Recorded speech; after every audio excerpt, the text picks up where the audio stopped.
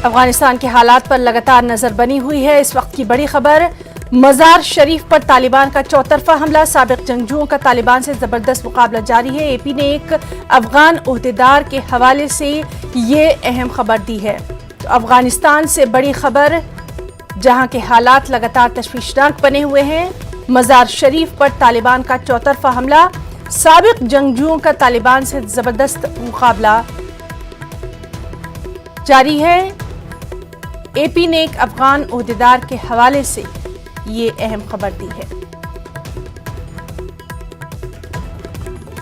तो अफगानिस्तान में हालात जिस तरह से तशवीशनाक बने हुए हैं, वहां पर लगातार हालात पर नजर बनी हुई है। मजार शरीफ पर यह खबर है कि तालिबान का चारों तरफ से हमला हुआ है। साबिक जंगजुओं का तालिबान से जबरदस्त मुकाबला भी जारी है और लगातार वहां के हालात पर नजर बनी हुई है। इस सब के बीच